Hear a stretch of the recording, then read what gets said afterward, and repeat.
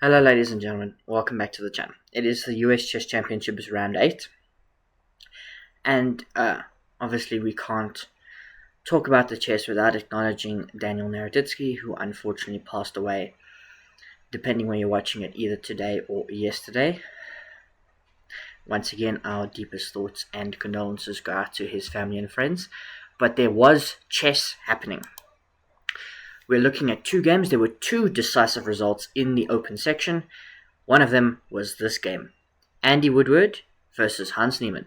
Hans, who was vying for the lead a couple rounds ago, lost to Fabiano Caruana yesterday, and now must win this game if he's to keep his hopes of winning the championship alive. Andy Woodward plays d4, we get knight f6, knight f3, e6, c4, and now d5. So we get to a queen's gambit declined through a bit of an alternative move order.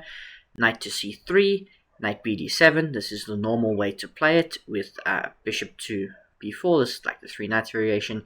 We capture once, and now we play e3, c5. Very principled move from Hans Niemann.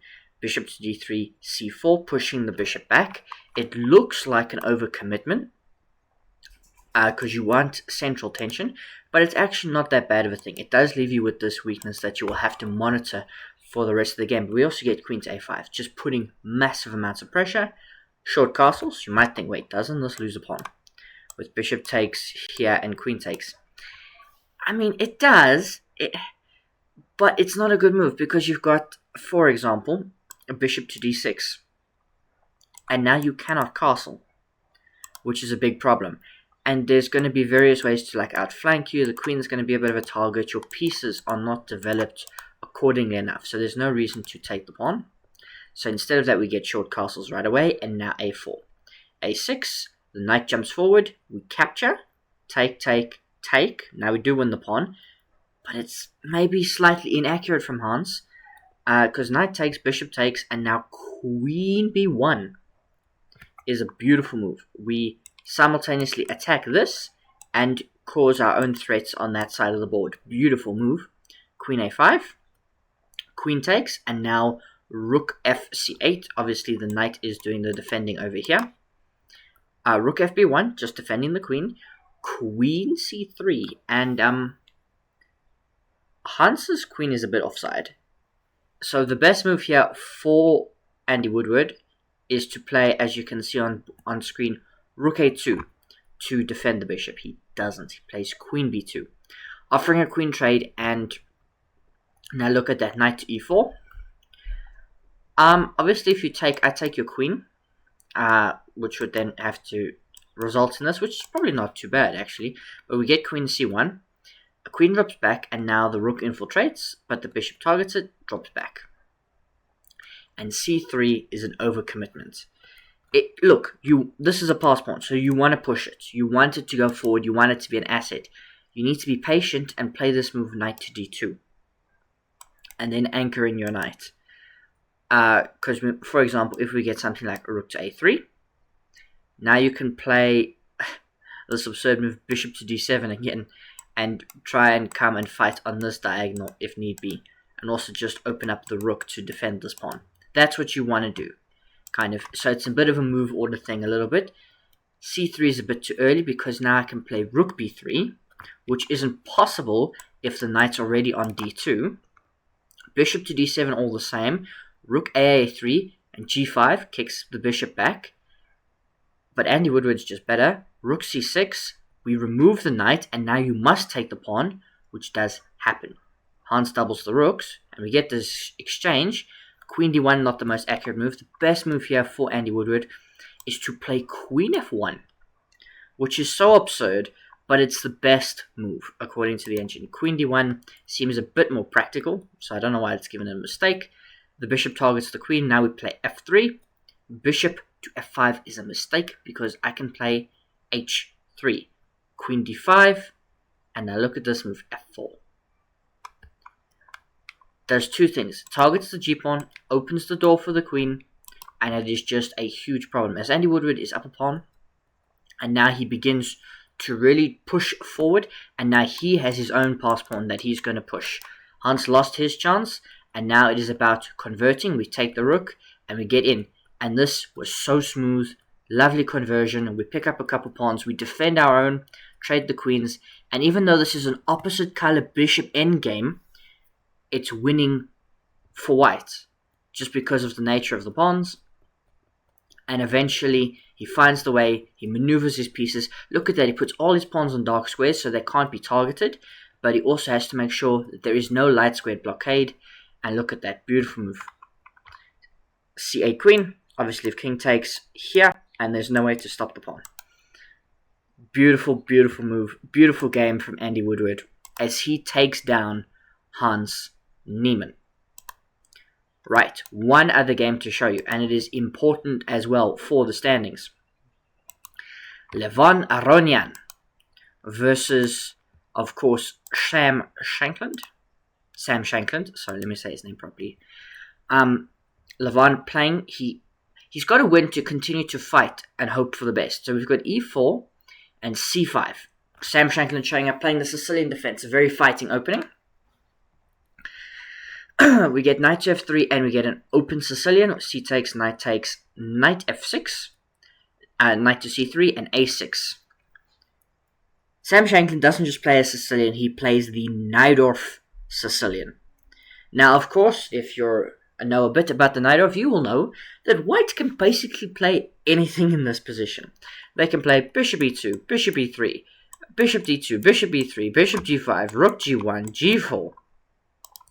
A whole lot of stuff. Levon plays it in a more traditional way, plays bishop to e2. Now we get e6, bishop to e3, knight bd7, and now g4. So just wait a little bit, g4 on the board.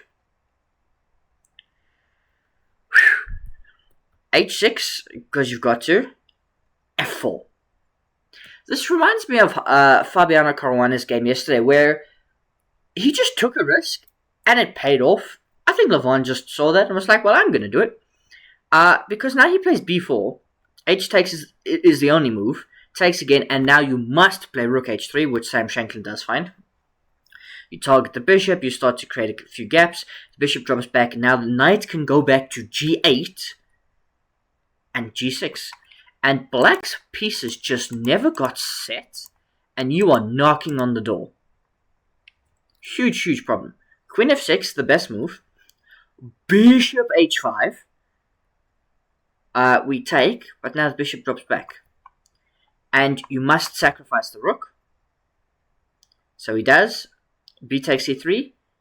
And now knight g5. And by the way, despite this position looking so stupid, it's still level. It's still level, which is the silliest thing. Bishop to h3, drops back, and now g5.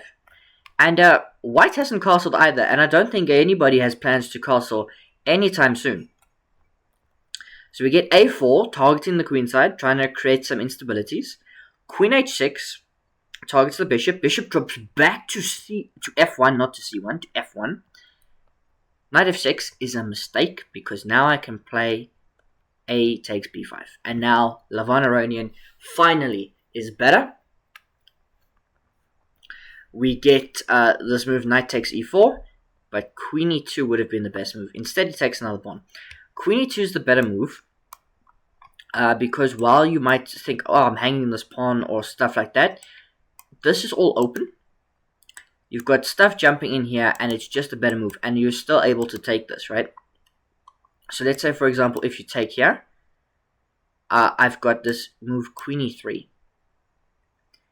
And your knight is borderline trapped. Borderline. It can get out to like here, but then I play queen g3. And it's this maneuver of the queen that's just better. And everything opens.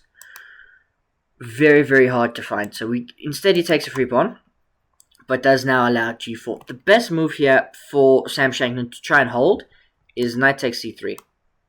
Now you have to play it. Because queen d2 comes, but now you can play knight to e4 again. And you can get out. So subtle differences in such a tactical game, subtle differences make the mark. g4 is played, but now queen to c1, offering a queen trade. Queen h7 is a miss. You must trade the queens. That is your only hope, is to trade the queens. Queen h7 is wrong. Look at that. bishop b5 check, king to f7, and now short castles. Move 24 with like a borderline huge mating attack on the horizon, but you're going to mate them first. King to g8, bishop to g3, bishop to e7, we remove one of the knights, and look at that, we bring the bishop back. Unfortunately, it fails tactically. Queen e1, as you can see on screen, is the best move. Queen e1 is better because, let's say, bishop to h4. Then you've got queen e2 sliding and attacking and just putting pressure on everything. And then you can bring the bishop back. Bringing it back right away allows... sorry, I jumped forward. Allows the queen to get out the way and threaten huge problems for you. Because now you might say, I can take the knight. Yeah, but now I play g3. And now you're in problems. Because if you take... it's just a draw, and I play queen takes e4, and then I will get in, and it will be at least a draw by perpetual check. So bishop to d3, g3 is played early, which is not good enough because I can take it now. Now you play queen g6, but I've got queen e1 now, and Levon Aronian finds it. Queen takes, but look at that, rook slides over. I've got this pass pawn. My knight has just been hanging, it's been immortal for the whole game. It now finally dies, but I play a7. The bishop comes in and you don't have enough. And what is the actual material count? It is a rook for 2 pieces. But I have pawns. You've got 2 pawns, I have got 3. So that is the difference. King f8, king f2, and now we bring everybody forward. We sacrifice the rook for the 2 pieces because this endgame is completely winning for white as we maneuver. And Levon Aronian goes on to convert this game very nicely. With the lingering threat that this is always a promotion and you have to defend this, he can bring his king, make sure he doesn't concede anybody coming forward, and takes, and this game is just winning. Because king takes e5 is now making 12 because you simply have bishop to f3. Boom. Obviously, if you trade, you're not going to be fast enough to prevent the promotion. And so that was the game, ladies and gentlemen. Levon Aronian with a decisive victory. And now if we talked about the standings, it is, of course, Fabiano, Caruana, and Wesley So, both leading with 5.5 points. But a half point behind them is Levon Aronian. There is a group of 3 players on 4 points. So 1.5 points behind the leaders, 1 point behind Levon. That is Sam Shankland, Hans Niemann, and now Andy Woodward, who despite suffering 3 defeats, has bounced back with 3 victories and is on level pegging, 4 after 8. Then on -1 is Ray Robson, Sam Shankland, Grigory Oparin, and Awana Liang, with Dwarius Schultz and Amambaidu Mishra bringing up the tail on 3 points and -2. And that is the standings. That is round 8. And once again, our deepest sympathies for the family and friends of Daniel Naroditsky.